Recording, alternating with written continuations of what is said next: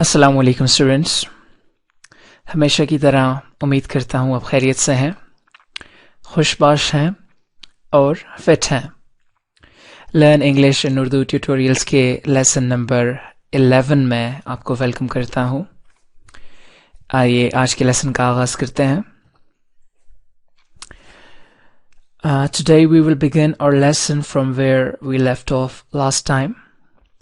आज के लेसन का आगाज़ हम वहीं से करेंगे जहाँ से हमने अपना पिछला लेसन डिसकंटिन्यू किया था। जहाँ पे हमने अपना पिछला लेसन रोका था वहीं से आज के इस लेसन का आगाज़ करेंगे, क्योंकि ये लेसन पिछले लेसन का समझ लें कि दूसरा पार्ट है, उससे जुड़ा हुआ दूसरा हिस्सा है। Last time we saw how to ask someone about his family. Last time अब हमने देखा था कि हमने किसी से अगर उसकी फैमिली के बारे में पूछना है तो कैसे पूछना है। How to answer about our family, अपनी फैमिली के बारे में आंसर किस तरह से करना है। Today we will take the same discussion further. आज हम उसी डिस्कशन को, उसी बातचीत को मज़ीद आगे बढ़ाते हैं, जिसमें कि एक फैमिली के बारे में, ख़ानदान के बारे में डिस्कशन ऑलरेडी चल रही है। लास्ट टाइम हमने देखा था कि जब ये पूछा गया कि आपका ताल्लुक किस ख़ानदान से है, कैसे ख़ानदान से है, तो बताया गया कि मेरा ख़ानदान रिवायती है या मेरा ताल्लुक एक मजहबी घराने से है, और इज़ अ रिलीजियस फैमिली। आज हम देखेंगे कि एक ख़ानदान में कितने अफराद हैं, कितने लोग हैं जो एक फैमिली के अंदर रह रहे हैं। अगर हम ये जानना चाहते हैं कि नंबर ऑफ़ पीपल कितने हैं तो हम किस तरह से जानेंगे। तो हम पूछेंगे how many members of the family do you have. How many members of the family do you have. आपके ख़ानदान में कितने लोग हैं, कितने मेंबर्स हैं आपकी फैमिली में। या how many people do you have in your family. आपके ख़ानदान में कितने लोग हैं, आपके ख़ानदान में कुल कितने लोग हैं। How many people do you have in your family.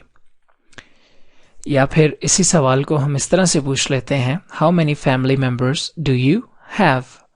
How many family members do you have. आपके ख़ानदान में कितने लोग हैं, आपकी फैमिली के कितने मेंबर्स हैं। स्टूडेंट्स, जिस तरह उर्दू में एक ही सवाल को मुख्तलिफ तरीक़ों से पूछा जा सकता है, उसी तरह इंग्लिश में भी एक ही सवाल को बहुत से मुख्तलिफ तरीक़ों से पूछा जा सकता है। अगर आप किसी के साथ गुफ्तगू करते हुए थोड़ा इनफॉर्मल हो चुके हैं, जैसा कि मैंने आपको पहले बताया, हम इतने स्टेप्स से गुजर चुके हैं, मौसम के बारे में बात कर चुके हैं, तालीम के बारे में बात कर चुके हैं, तो अगर आप अब फैमिली तक आपकी डिस्कशन पहुंच आई है तो मे बी आप थोड़े इनफॉर्मल हो गए हों। तो अगर आपने इनफॉर्मल अंदाज में पूछना है तो आप कह सकते हैं, what about your family, how many focus do you have. तुम्हारे ख़ानदान में कितने लोग हैं, तुम्हारी what about your family, how many focus do you have. तुम्हारी फैमिली के अंदर कितने लोग हैं। फोक्स लोगों को कहते हैं। How many focus do you have, कितने लोग हैं, कितने बंदे हैं आपकी फैमिली में। तो आपने आंसर करना है, अगर आपकी फैमिली में 6 लोग हैं, 7 लोग हैं, जितने भी लोग हैं, आपने उस हिसाब से आंसर करना है। जैसा कि यहाँ पे आपके सामने आ रहा है, आई हैव 5 फैमिली मेंबर्स। मेरे ख़ानदान में 5 लोग हैं, या मेरा ख़ानदान 5 लोगों पर मुश्तमिल है। There are 5 members in our family. हमारी फैमिली में, मेरी फैमिली में, हमारी फैमिली में 5 लोग हैं, कुल मिला के 5 लोग हैं। या फिर आप इसी का आंसर इस तरह कर सकते हैं, I have 5 people in my family. मेरे ख़ानदान में 5 लोग हैं, मेरे ख़ानदान में 5 फैमिली मेंबर्स हैं, या हमारी फैमिली 5 लोगों पर मुश्तमिल है। अगर आप डिटेल में बताना चाहते हैं, if you want to tell in detail then you can say. अगर आप एक एक चीज़ को अलग करके बताना चाहते हैं तो आप इस तरह से कहेंगे, we are 5 member of our family. We are 5 members of our family. My mother, my father, my elder brother, my younger sister and me. हम خاندان کے 5 لوگ ہیں.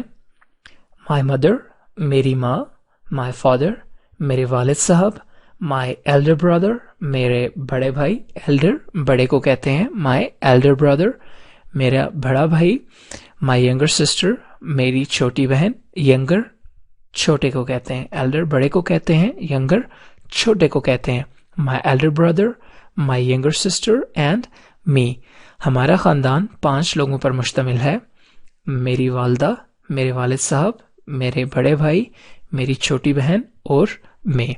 تو اگر آپ اس کا آنسر کرنا چاہتے ہیں تو آپ اکارڈنگلی جس طرح آپ کی جتنے فیملی ممبرز ہیں, اگر 6 ہیں, 7 ہیں, 8 ہیں یا جتنے بھی ہیں, آپ کہیں گے وی آر 6 اور 7 اور 8 ممبرز آف آور فیملی, جس میں پھر آپ کے جتنے بھائی ہیں, جتنی بہنیں ہیں, آپ نے ان کو انکلوڈ کرنا ہے. یا آپ یہ کہہ سکتے ہیں I have a brother and a sister, کہ آپ ٹوٹل 3 بہن بھائی ہیں, لیکن آپ کہتے ہیں I have a brother and a sister, میرا ایک بھائی ہے اور بہن ہے. اس سے بھی ظاہر یہی ہوتا ہے کہ آپ 3 بہن بھائی ہیں. یا we are 2 brothers and a sister, ہم 2 بھائی اور ایک بہن ہیں. اس سے بھی ظاہر یہی ہوتا ہے کہ آپ 3 بہن بھائی ہیں.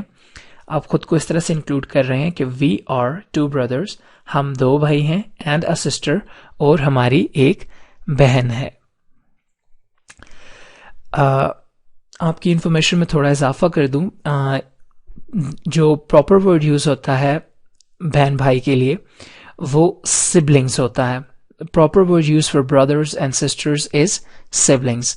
جب آپ سے کوئی پوچھتا ہے تو سوال کو مزید آسان کرنے کے لیے یہ پوچھ لیا جاتا ہے واٹ اباؤٹ یور سبلنگس, یا how many siblings do you have, تو آپ بتا دیتے ہیں کہ میرے اتنے بہن بھائی ہیں.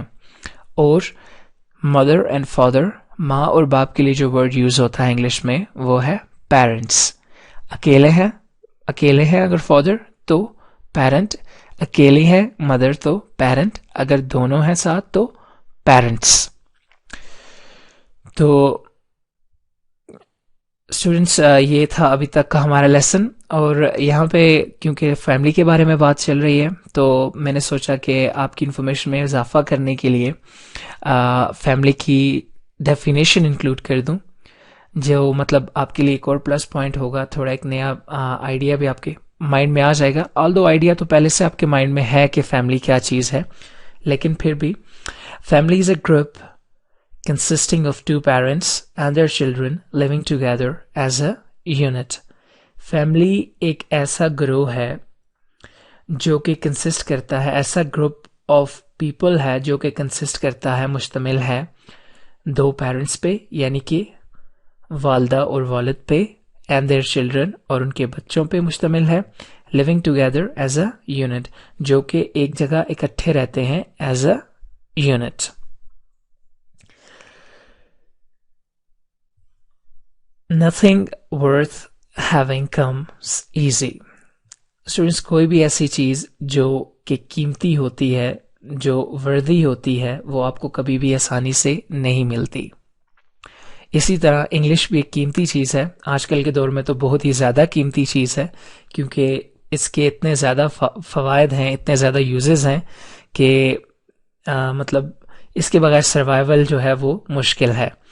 تو nothing worth having comes easy, کوئی بھی ایسی چیز جس کی کوئی ورتھ ہے, جس کی کوئی قیمت ہے, جو کہ ویلیو والی چیز ہے, وہ آپ کو آسانی سے نہیں ملتی.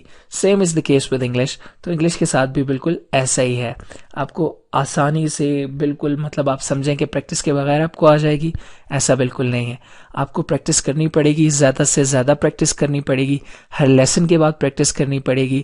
ہر لیسن میں بتائے گئے سینٹینسز کو 5, 6, 7 دفعہ پریکٹس کرنا ہوگا اپنے دوستوں کے ساتھ, فیملی ممبرس کے ساتھ, تاکہ آپ جب کسی سچویشن میں ہوں تو اچھے سے یوز کر سکیں ان سینٹینسز کو اور اس لینگویج کو. اپنا بہت سارا خیال رکھیے گا, مجھے اجازت دیجیے. اللہ حافظ. God bless. Take care.